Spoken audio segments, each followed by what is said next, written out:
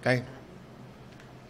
Magandang umaga po sa ating mga tagapagsubaybay. Welcome sa ating palatuntunang Rotary Hour dito po sa Armed Forces Radio, DWDD.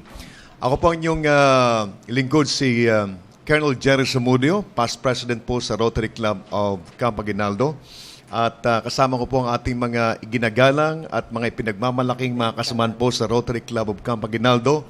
Pero hayaan niyo mga kaibigan na ang ating po mga bisita ngayon ay ipakilala po ng aming iginagalang na past president, si Beth Directo. Magandang umaga po sa inyong lahat.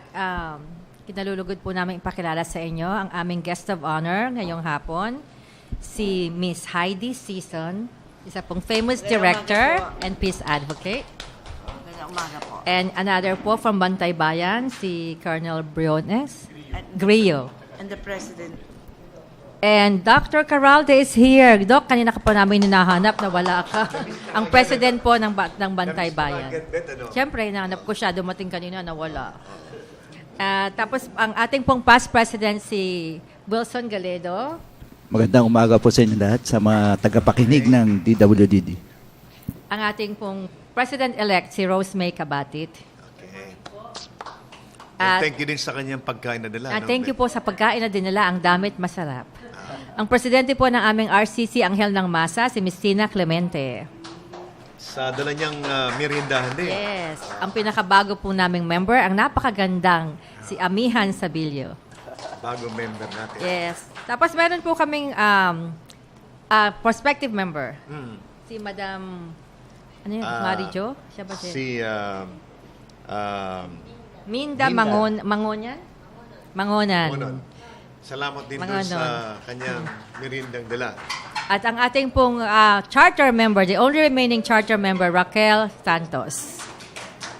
And last but not the least, ang apin pong apat na magagandang binibini, si Chisan Ray Balderas, Mary Jo De Tesio, Marisa Aviles, and Lady Stephanie Bernardo. And we have Staff Sergeant Bernardo Calagin.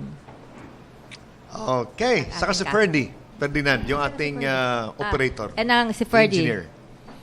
Okay mga kaibigan, yan po ang ating kasama sa ating programa ngayon at napakarami namin pwedeng pag-usapan dahil halos lahat po ng mga kasamahan dito ay marami po mga baon na mga pag-uusapan natin ngayon. But of course, bibigyan po natin ng pagkakataon muna ang ating kasama po dito si Ma'am Heidi Season para bigyan po tayo ng update tungkol po sa kanyang mga activities, mga projects po sa Gawin ng Tama Movement. Ito po ay isang institusyon po sa ating industriya, kaya ginagalang po natin. Ma'am Heidi, pakibigyan mo naman kami ng update tungkol sa... Magandang umaga po sa inyong lahat.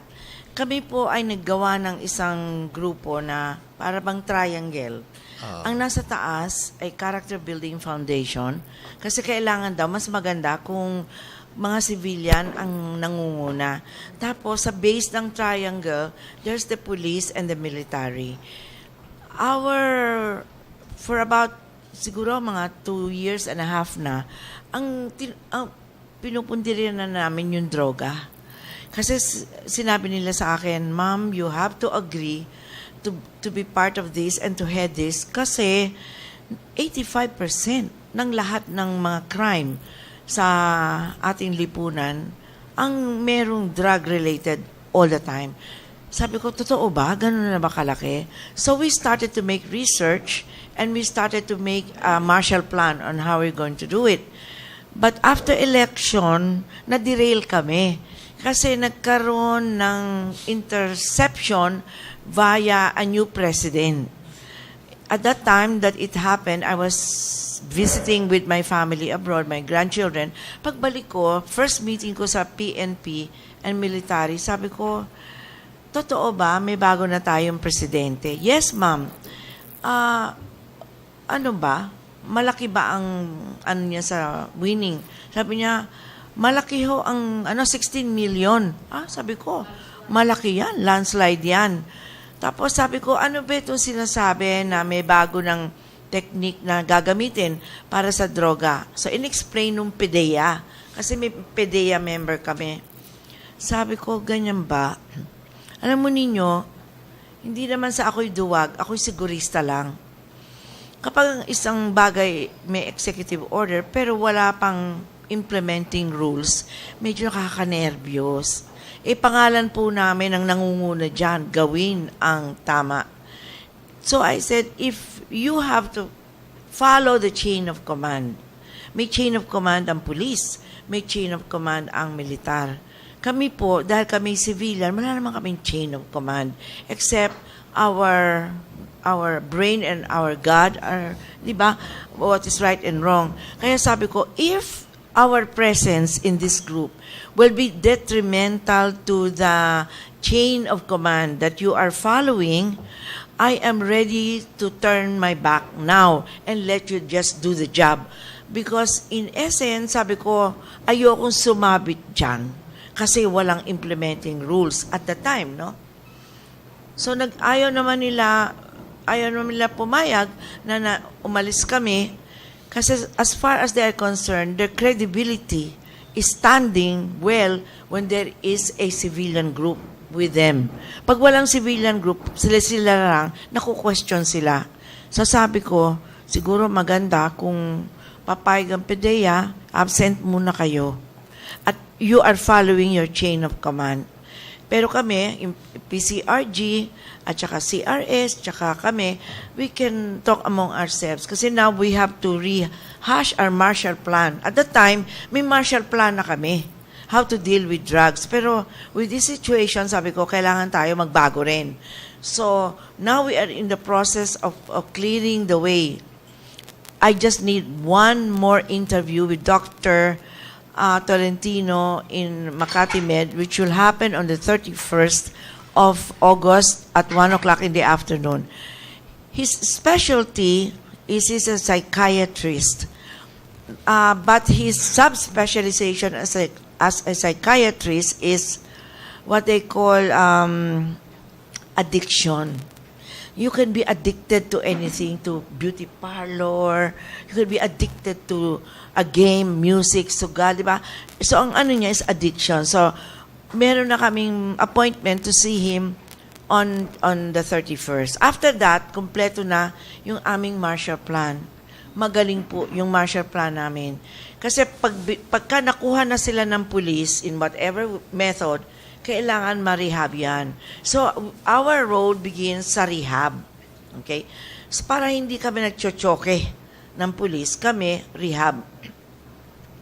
Ngayon, sabi ko, pagka ganyan, masasolve natin ang problema. I want the people listening to us today to realize one thing. In the history of China, when they were under the rule of the British, ang ginawa po ng mga British noon ay ginawa silang mga drug addict bago nila kinapture ang Hong Kong. Di ba yung Hong Kong napunta sa British? Ang ginawa nila, nilasing muna nila ng droga yung mga incheck. Yung method na yan, nagamit na sa history. Kaya ako medyo natatakot, lahat ng lumalabas sa mga newspaper, may mga Chinese din, di ba? So, are we being drugged to a point that they can take over? Kasi pagka pala may droga na ang iyong brain, 4 na level yan. Merong level na kahit anong gawin mo, talagang wala nang kwenta yan. Yung level 1 and 2, yan may magagawa ka pa. At kapag ang society natin is 85% na sa droga, ano pa ang gagawin natin, di ba? So I was really worried about it. So sabi ko, we have to find the cure. And that's why we are meeting with Dr. Tolentino. Because it's not just, I made some research on some herbal thing. Do you know that this was told to me by a doctor. Not a doctor of drugs, but a doctor, ophthalmologist ko, when I had my eye checkup. Sabi niya, Ma'am, do you know that in the Netherlands, they have a way of treating drug addicts? Paano kako? How do they do it? They tell them, all the drug addicts report to this center we will give you your drug. Silang magbibigay ng drug doon sa drug addict. Pero hindi alam ng drug addicts na binabawasan unti-unti until finally wala na silang drugs. Okay. So sabi ko, kung ganyan, expensive yan. Meron ba tayong magagawa na organic na pwedeng ganyan din ang resulta? So nag-research ako. I met someone, but I cannot reveal it until we are approved. Okay? Na ganyan din, na little by little you give them through the drink. And then little by little, naaalis din. So that ang resulta nito, pag later on, na ano na naman sila sa droga, nakaharap na naman, pag sila gumamit, talagang ayaw nila, susuka sila. So parang mawawala na yung droga. So I was not willing to go into this with the police unless merong cure. Ngayon, what am I trying to prove now? Itong history ng British and the Chinese relationship, they doped the Chinese before they took over. I think parang yun din, to my impression, hindi po impression to ng militar, akin, tayo dinodope din para tayo ipamigay na lang natin ang ating country. Kaya ganun sila katapang dyan sa Western Sea natin. Hindi kaya yun din ang ginagawa nila?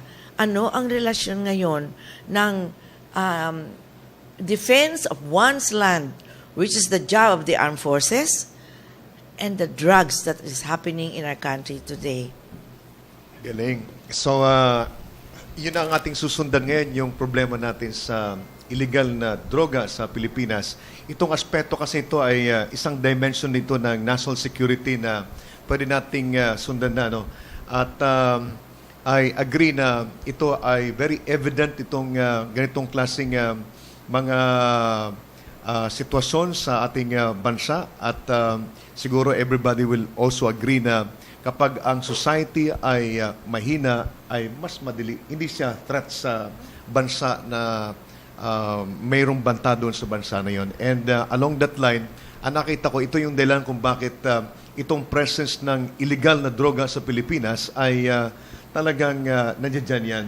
And yung mga binabanggit ni Ma'am Heidi ay hindi po malayo na yun ang dahilan kung bakit mataas ang incident ng mga drug users sa Pilipinas at kung bakit yung mga tao na huhuli natin na involved sa operations ng illegal na droga sa Pilipinas ay galing doon sa ganitong bansa. And alam mo, part niyan ng tinatawag na hybrid na warfare na hindi lamang yung aspeto ng military but napakarami pa mga dimensions na pwedeng pasukin. Nandiyan yung politika, nandiyan yung economic dimension, nandiyan yung techno-scientific dimension, pati yung aspeto ng cultural dimension ay pumapasok din dyan.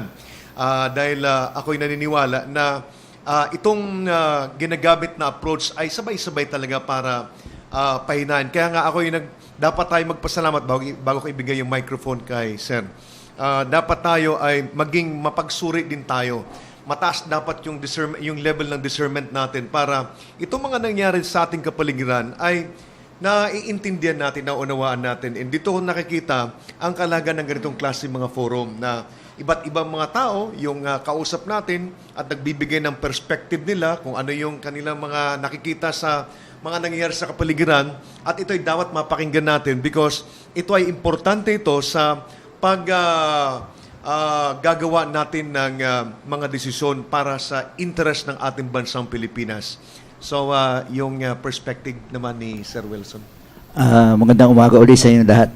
Alam mo, natutuwa ako sa mga sinabi ni Madam Heidi. Kasi yung aspeto ng droga in relation to territory, medyo isang palaisipan niya na kung iisipin mo, pwedeng mangyari, pwede rin hindi, no? Kaya lang, if we trace back yung history natin, kasi may mga nakakausap kami, yung mga, with due respect to mga kaibigan natin sa China, kaya nila nasabi na ang mga Pilipino, nanggaling din sa China yun. Meron kasi yung kausap ko lang nung kahapon, Sabi nila yung mga tagapagsalita ng China, kiniklaim nila na most of the Filipinos daw galing din ng China. And hindi mo rin masabi kasi marami ring almost all over the country may inchik. Diba? So, kaya sabi na, kaya yung claim nila na Philippines is part of the China rin daw. These things are mga palaisipan. So, yung tinura ni Madam Hedy na yung drugs, yung droga ngayon, pag sinusundan mo yung usapan sa Senado at sa PNP, sinasabi nila nanggagaling sa China rin. So, ando doon daw yung malalaking mga drug lords. Kasi kung hanapin mo drug lords, wala dito, nandun sa China. So, ang sinasabi ni Madam Hedy, isang malaking palaisipan yun na baka may konting tama doon yung sinasabi niyang are we being doped into to be for the Chinese people to be able to claim our territory. Parang ganyan. Sir, ang problema po sa droga is the problem also of national security. Kasi pag ang mga karamihan ng mga Pilipino ay bugok na ang utak, wala nang lalaban, they'll just give up, di ba? Ikaw ba pag may sakit, lalaban ka pa? Hindi na, no? Oo, tsaka mahina na mag-isip. Mahina na ako mag-isip. Hindi na ako lalabas. Basta sige ka lang ng sige sa iyong droga. So yan is a concern as far as a civilian is concerned. Ako, civilian po ako. Hindi po ako militar. This is a case of national security problem na dapat paigtingin ang inyong pagre-research po dyan. Kasi hindi lang po ito some bad elements trying to bring in a poisonous drug. It's more like they are poisoning us so that they can take over our country. Di ba? So, yan po, hindi po yan sinabi ng militar. Ako po nagsabi dyan. Kasi po sa dami na ng research ko, nakita ko na po yan. So, let us be vigilant about it. Now, natapos na yung ICJ, di ba? In our favor. Bakit sila nandyan pa? Isn't that an invasion? Sabi ko, hindi ba? May rule na. We won the case. At sila ay nandyan pa. Are they invading our territory? Isn't that invading the Philippines? Therefore, they are forcing us to go to war with them. What do? Do we go to war? Can we go to war? We cannot go to war. We don't have the armas or the money. So what do we do? But first, do we ask ourselves, the fact that there has been an international law that says that is Philippines, tapos sila ngayon pumapasok pa rin dyan. Hindi ho ba yan invasion? And if it is an invasion, do we not supposed to defend our land against foreign invasion? Tanong ko lang po yan. Mababaw lang po ako mag-isip. At showbiz lang po ako. Hindi po ako PMA. Hindi, totoo po. Showbiz lang ako eh. Kaya sabi ko, pero may common sense. Kung nakita ko na yung parang nagta-triangle na yan, yung nangyari sa China during British time. Tapos ngayon parang ganun din ang ginagawa sa amin.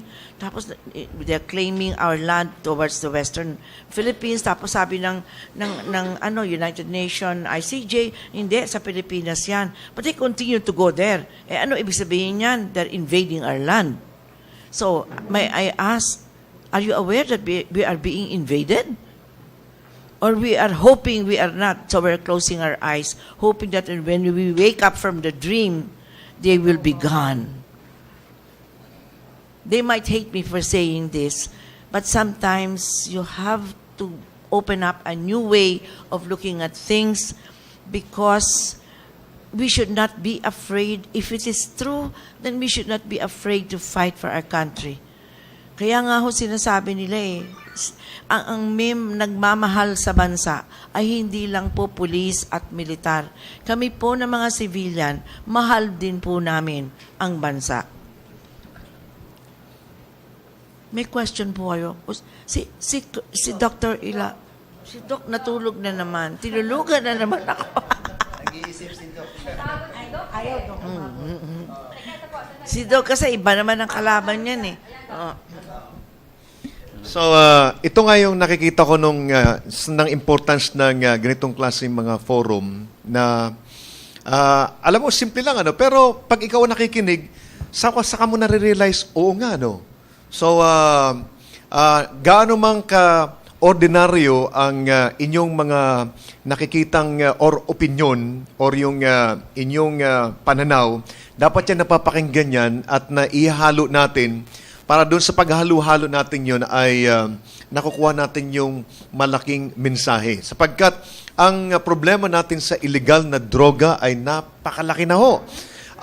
Milyon ng tao ang pinipirwisyo niyan.